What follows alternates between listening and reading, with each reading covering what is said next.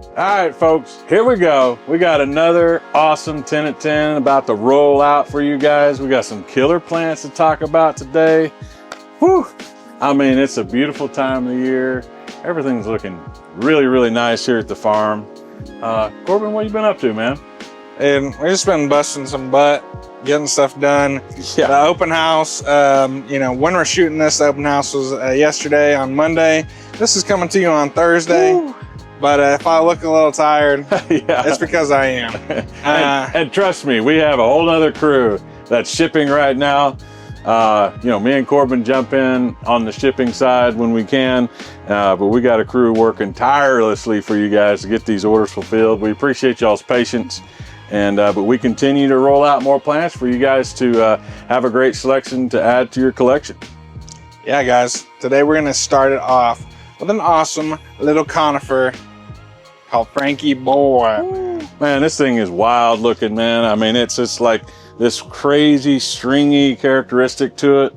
Very unusual kind of habit for, especially like in the arborvitae world. Yeah, this one right here is going to be working zones 5 through 8. Really interesting kind of this ball shaped habit that it gets. All this stringy kind of golden, yellow, green hair that it gets. It's wild, man. This thing creates like an interesting creature out in the garden. Old Frankie Boy hanging out in the garden. Yeah, man, this reminds me of like that Cousin It kind of situation, man. I always really enjoy this, like that thread, lace, like kind of look. It really adds something to the gardens, In maples, we're kind of looking for that in things like fairy hair. You're looking for that in like the linear lobums. We can get in kind of that conifer look as well, which is really nice. Some really nice kind of yellow-green colors. Sometimes it can move a little bit closer to like that orangey color, like as we move through the seasons. But I just really like seeing this. This is kind of a slower growing specimen. If you got like a smaller yard, it's going to hit that 3 to 4 foot tall by about 2 foot wide in 10 years. Really nice conifer that's going to add some really nice looking contrast in the garden for y'all. Got some 2-gallon sizes for you guys, so pick one of these up today. All right, guys, we got another awesome conifer for you here. This is Juniper squamata florient. Oh, yeah, man. Dude, really cool. Variegated juniper. I love junipers, man. They have such great texture, and they always have great characteristics as far as like color, that blue-green color you get on this. Some nice creamy variegation going on. Some cool little high grafts as well, man. Yeah, we got 2 sizes of these today, guys. We got some nice 3 gallons that are on a really high graft, and then you have, some 2 gallons that are on about maybe like a 12-inch high graft. Both of these are really cool. I do love the texture of these. It's really nice. I'm a fan of the junipers. I love the smell of them. Yeah, man, absolutely. I enjoy like the texture that they provide in the garden. And to get one that's like this variegated color where it's like some really nice like blue greens mixing with some nice yellows. I think that's super cool to get that all in one plant because, you ain't going to get that blue in a maple. You might get that kind of whitish yellow color. Yeah. But yeah, this is a super dope tree. It's going to be a really slow growing dwarf. Something that's really nice about having something like this on a high graft is whenever this is kind of on a lower graft, sometimes airflow can be a little bit of a problem on these really dense trees, which can lead to like a little bit of dieback. But having that high graft, like letting that air circulate through, drying this plant out, making sure that, there's nothing going on in there, is a really nice way to grow this as well. And it also provides some nice verticality kind of instantly in the landscape. I know that one of the awesome guys, Bob Fincham, he's a conifer expert. He's written a couple books about conifers. He was saying sometimes let your understock of the conifers kind of grow a little bit of what he calls hairy legs, man. He says let them get a little bit of that rootstock underneath of it, and then that way it's going to kind of like force some vertical or horizontal growth in that tree to kind of thicken up that understock a little bit. Yeah. Make sure you have a really nice foundation underneath of your tree. Really cool variegated juniper. These don't come around very often. Great sizes. Pick one of these up today. Alrighty, guys. We got another, well, we haven't talked about any maples yet, but we're bringing some heat today. You got Acer palmatum, Ogoshiki shedare, man. I mean, we went from a variegated juniper to a beautiful variegated maple.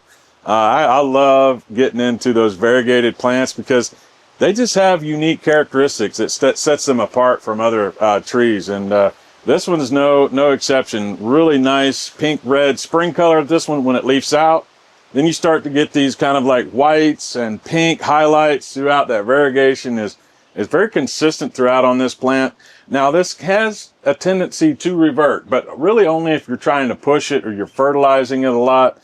You want to put this in some protected, like especially like at least afternoon shade to kind of protect some of that white and pink variegation that starts to happen on this. Yeah, I just love these lace leaves that have that sort of white and pink variegation. I think they're super fun in the garden. It can be a little bit more of a challenging plant sometimes because you're having to deal with that reversion.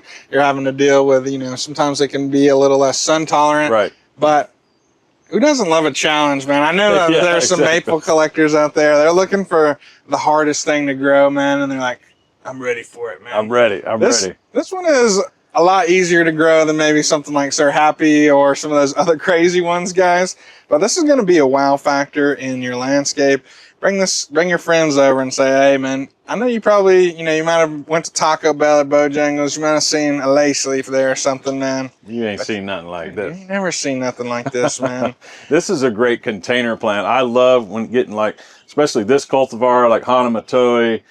Those are great for like getting up on the deck or the porch somewhere in a nice shady spot where you can really be up close to see the variegation and enjoy it for what it does, man. It's an exciting tree.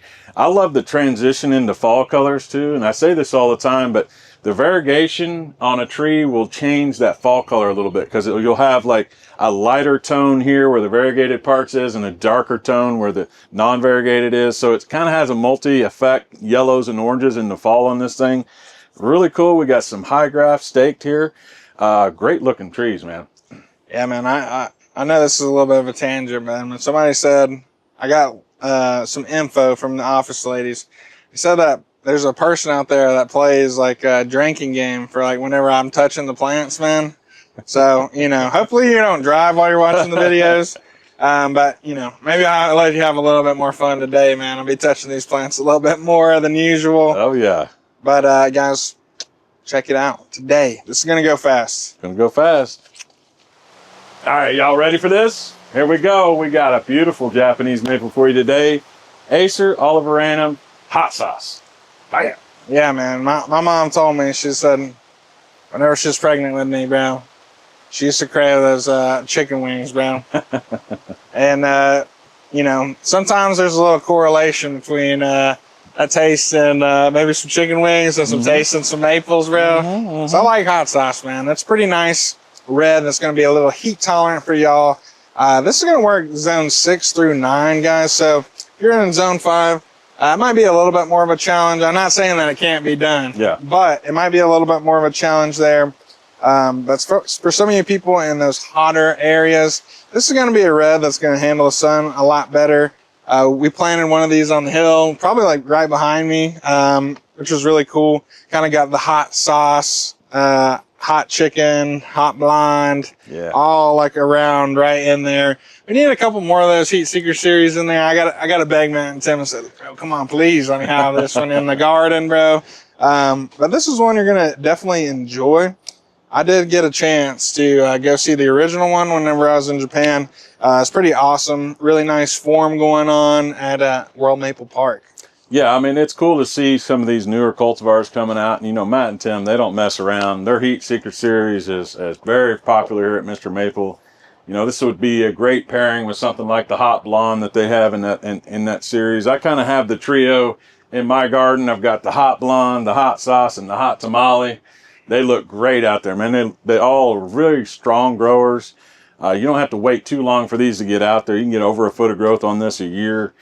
Kind of gives you that classic look too, being in that red realm, give you that very kind of blood good feel out there, but a lot more heat tolerant, which I think a lot of people are looking for. Guys, do not miss out on this. It's going to burn you up, man. Burn you up. Get that sauce. All right, here we go. We got another great lace leaf for you here. We got Acer Palmatum Chantilly Lace. Yeah, man, this is a dope one. I think it's funny. Brian and I are always talking, man. For us, man, it's like, it's a good thing to like group certain plants together. It can help you like learn certain things about things, make some connections that might not be on the website sometimes, bro. Like, I think we have some maple headcanon going on all the time, man. You know, it's like, but we always talk about lace leaves kind of in like this weird, you know, you have the reds and you have the greens, and then you got everything in between. Yeah. And this definitely falls in that category, man. Super interesting colors on this. You get a lot of like kind of these orange red, these pink reds when it first leaves out. So it's not really a true red. It's not a green. And this one's too, it's got a really nice, super finely dissected leaf on it too. So it has a little bit different texture than a lot of your other basic lace leaves. Really interesting texture on this. Great growth habit too. You get that kind of same weeping, cascading style that you expect with a lace leaf, but a little bit different texture, man. I like that about it. Yeah, I think the texture with the lace leaves is like paramount. You know, that's why we have things like green filigree. You got red filigree. Yeah. You got some japonicums in there. Like the textural differences of the lace leaves is like a really important thing, but the color is so nice too. And something I love about certain lace leaves is whenever they get this kind of gradient, like leveling effect where it's like you have the outer layer of the lace leaf, which is probably going to be like comprised of a lot of new growth. Then you have stuff that's kind of that secondary growth. And that third, I guess I said that backwards a little bit. The oldest growth is going to be kind of the darkest green, and then everything on top of that is going to be layering like oranges and reds over top. I love that about lace leaves because it adds so much depth in the garden. You know, these are going to be super amazing out there. It's going to look a lot different than, you know, maybe you got a neighbor out there, they get a little persnickety, but I've had this Japanese maple for about 90 years outside of my property, man. Yeah, but you ain't got no Chantilly lace, bro. Ain't got nothing like this, man. This has got a good habit to it. This is going to get around 5 to 6 feet in 10 years. So kind of a medium size, you know, lace leaf when you think about it in the grand scheme of things. But I think this one's got a lot going for it. And the fall color too, this really kind of heightens up this kind of fuchsia color, these nice bold reds and fuchsias that come through in the fall on this. And with that really fine lace leaf, it really lights up. The way the light plays through it, nice and airy. It really accentuates the overall habit of it as well, especially once you get to that dormant season where you can kind of see all the insides of it that make up that beautiful kind of Japanese style landscape. Don't sleep on the Chantilly lace, man. Y'all pick one of these up today.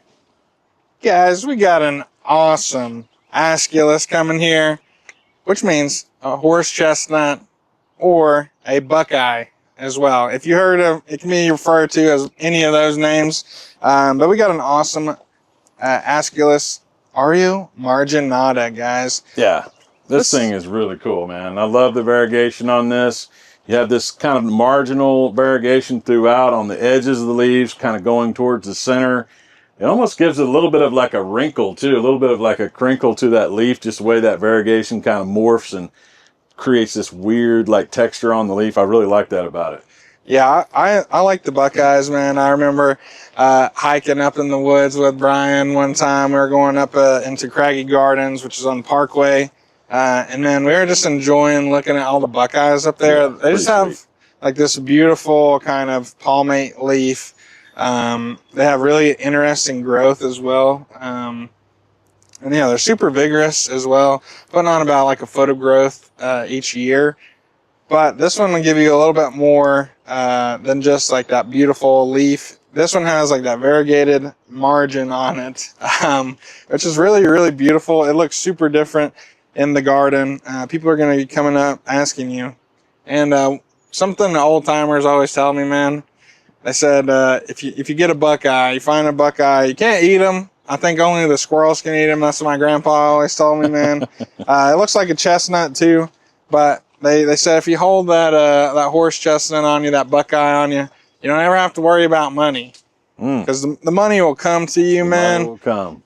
You know, I guess might be my problem, man. I don't walk around with enough buckeyes in my pocket all the time, man, because my money, I see a plant, bro, and there goes my money sometimes, dude. So I don't know what's up with that. Dude, I'm in the same boat with you on that, man. Yeah, money is hard to come by, especially when you're a plant geek like me. Everything is interesting, everything I want in my collection. This one's really nice, man. This also in the early spring, you get some beautiful pink to red blooms. It kind of sends up a nice plume and like tall flower to it as well. So it really contrasts well against that yellow and green variegation. Beautiful tree for the landscape. I love how big these leaves can get too. Gives it a real tropical feel out there in the garden. Definitely one that you should add to your collection, especially if you want something, if you're in the United States and you want something that's kind of that native Buckeye tree that you see out there in the forest, man, this is about as close as you can get, and a little flavor on top of that with that variegation. Guys, next up, we got a crazy plant with a crazy name. We got rhododendron stenopilatum variety linearifolium. Whew, it's a mouthful, man. Please don't make me say that again. This is a really cool plant, guys. AKA a spider azalea, right? Let's get it back down to like the basics of language here. This crazy cool plant. What I like about this, there are other spider azaleas out there, but this one specifically it gives you that like almost linear lobum style leaf on an azalea, plus the flower bloom is also in that spider azalea realm where it's got these nice long kind of stringy looking blooms to it. Really interesting, man. Me and Corbin were like, when these came in, I was like, golly, I gotta have something like this in my garden. I don't have anything else in this texture with like a flowering shrub, so I had to have one that's in my collection. Yeah, man. The first time I saw this variety was at the South Carolina Botanical Garden in Clemson, South Carolina, and I was just like blown away. It was kind of like I think it was around fall time, maybe early fall, especially early fall for over there in that area. Yeah. I thought it was just like this striking kind of thing, and you know, we had walked past it, and Tim turned around and like saw it out of the corner of his eyes, like, guys, we gotta go shoot that. It's cool. We're gonna go take some video of it, and we did. And I was just like, wow, that was like a really interesting plant. Yeah. Like I've never seen anything like that before. That we can grow here at least. And ever since then, I kind of been waiting for one. And as soon as I came off the truck and I heard somebody say, oh yeah, those are the spiders. I was like, okay, well, this Friday, man, when the paycheck hits, I'm walking out on one of those. Now, don't worry, we saved just some for you guys. There's plenty left. Plenty left. But no, this is really cool, man. Some bright pink on that bloom, and it's going to be that fall bloomer, so a little bit different time period than what you usually expect with azaleas. Super cool texture on this thing. Slow grower too. We're talking like 4 to 5 feet in 10 years, so going to fit in a lot of great spaces in the garden. A little bit of different zone ratings, 7 through 9. So you're going to definitely keep that in mind, depending on where you're at in the country of how much success you can have with this. But really cool. Got some good sizes on these, especially for a slow growing azalea. Super cool texture. You got to add one of these to your collection. Yeah, these are going to go very quick, just because, I mean, we have a really nice set of them, but this is a tree that rarely comes to Mr. Maple. Yeah. I'm trying to build up as much hype as I can because I don't want y'all to miss out on these, because I just think sometimes, like, you have to take that shot at a plant whenever you can, man. And I'm saying, hey, guys, I don't know when this is going to be coming back. Yeah. Get you one. I got one. Brian got one. Check it out. Exactly. All right, guys. Here we go. We got Next up, Acer palmatum, Scarlet Princess. guys. This one was kind of a little bit of a hot topic here at Mr. Maple on open house days. I know the gardens, man, they're getting smaller and smaller, man. Mm-hmm. But guess what? So are the trees, man. They get smaller and smaller. We find the crazy dwarfest of the dwarfest maples. And here we got a super slow growing broom off of Crimson Queen. Yeah, this thing's going to be like 2 to 3 feet in 10 years. Really, really small lace leaf. Now, we do have these on a high graft just to give you a little bit of elevation to it. Really cool structure on these. I saw these in a 10-gallon size one time, and I really kind of understood what this tree does a little bit more. It sends these nice like hooks and kind of continues to like level and kind of build on those little hooks.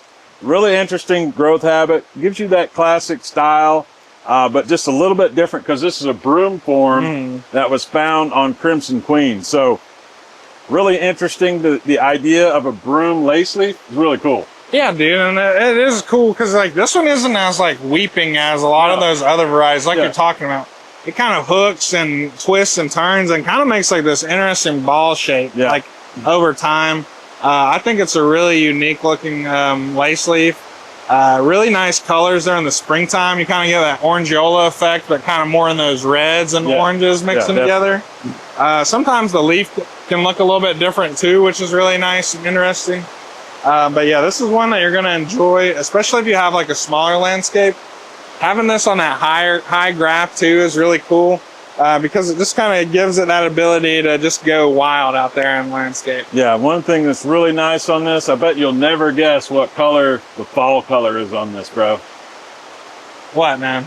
Scarlet red, baby. That's crazy, guys. Woo, pick you up with Scarlet Princess today. All right, here we go. Another awesome maple for you guys. Acer Shirasalanum Aureum, the full moon, bro. This thing is the golden full moon.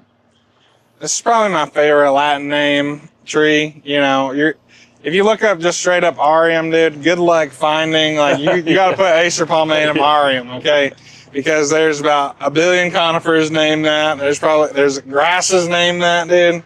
But for me, there's only one Aureum, only one true Aureum, man. And it's this beautiful Japanese maple, Acer Shirasalanum. I might have said palmatum there before, but don't get it twisted, man. This is an awesome Shirasalanum, which means it's going to have that beautiful full moon buzzsaw-like leaf. Yeah. And guys, if you don't know what Aureum is, let me enlighten you.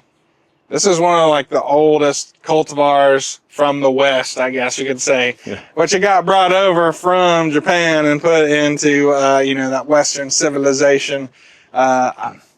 There was a Theobald, man. He was like an eye doctor or something like that. I kind of imagine him as like a Viking, though, dude. Like, I don't know why. Viking, something like that. Exactly. Like, I just imagine old Von Theobald. He was running around Japan, fixing people's eyes, looting trees from the forest, man. He stumbled upon this beautiful, beautiful yellow-green maple. Yeah, this thing really, really glows in its color. It's great for containers and that shade garden. I mean, really what I love about the Aureum specifically is because it's such that true, like that golden, green, yellow color that you can get with this, you're not really losing any color when you put it in the shade. You actually really enhance that kind of that luminescence that it gets, especially once you get into that summer month. This thing just really, really brightens up any space, especially in that shade garden. And if you have it in a container, you can kind of move it around, kind of put it over here for a little while. Maybe you want to let it sit next to this red that you've got, let it do some contrasting for a couple weeks, and you can change your mind and put it somewhere else. I love that, man. My shade garden has a lot of potted maples because I like to move them around and play with it. It's a lot of fun. Yeah, I just imagine like walking through a dark forest, man. And you're just like, you're hearing those creepy noises in the forest, man. But then in the clearing, like you look over and you just see this like beacon of yellow and gold. And then who wouldn't take that tree in that moment, dude? I mean, dang, dude. This is a tree you're going to see around the world. It's super amazing. Lots of people just love this thing. And you're going to love it too in this a really nice size. You get that instant gratification in your garden with these beautiful Aureums, guys. The last tree on the list, man. Last tree, man. Last but not least. What we got, Corbin? Guys, we got Hino Tori Nishiki. Man, look at this thing. Great size, 3 gallons on these. This is going to be a very strong, upright grower. Going to give you a really nice pink, fiery pink spring interest. So if you're looking for something that's like a star performer in your spring garden, definitely check this one out. It's got some crazy pink colors. Crazy pink, man. This is in that Shinda Shoujo Coralinum kind of feel. Dick Vandermatt, dude, if you go look at a lot of his groupings, at least a lot of the groupings that have made it here to the United States, you're going to see a lot of that. He really loved those spring color interest maples. Yeah. This one is really cool. It's doing something this year that I've never seen it do before, where in that kind of Shin to Shoujo family, sometimes you can get some conditional variegation. Yeah. And I'll say, dude, this one looks really nice. Some of these leaves have a nice, beautiful border in it. Some of them kind of Ukigumo-like looking leaf. But most of the time, it's going to be a really kind of nice spring color. What does this name translate to, man? Man, so according to Talon Buckholz, this translates to Firebird. Woo! Yeah, really cool, man. This thing puts on a show. And it doesn't really even get, you have that crazy spring interest. But by fall, it's like, oh, you think that was nice? Check this out. It goes oranges, yellows, and reds all at the same time. Really a star performer in the garden. Kind of a medium-sized tree, too. You're getting to that, like, 6 to 8 feet in 10 years, so it's not going to kind of outgrow your space. Very strong, upright, as you can see in these 3 gallons. Great plant for the garden for sure. Yeah, I really enjoy this one. Just seeing that spring color kind of emerge. It's crazy. That's what kind of pulls me to it most of the time. But guys, these are some great size trees. That fall color is going to look pretty dope. It's going to fit right in with maybe some of your DeShojo types, some of those other varieties. Start to notice some of those subtle differences. But guys, we really appreciate y'all watching. I'm gonna run through the laundry list: like, share, subscribe. If you're feeling generous, leave a comment down below of your favorite tree that we talked about today. Let people know, man. Sometimes you gotta let them know, put them on some heat. Say, guys, Ryan and Corbin talked about this, but I'm gonna talk about it too down in these comment sections. But guys, we really appreciate y'all. Thank you for being so patient with us with shipping. We promise we're working very hard out there. It's raining. It gets hot in the day too, man. And people are still down there busting some butt to get your plants shipped to your door, guys. So we appreciate y'all's patience. Yeah, thanks for hanging out with us today. Take care. God bless. Have a great day.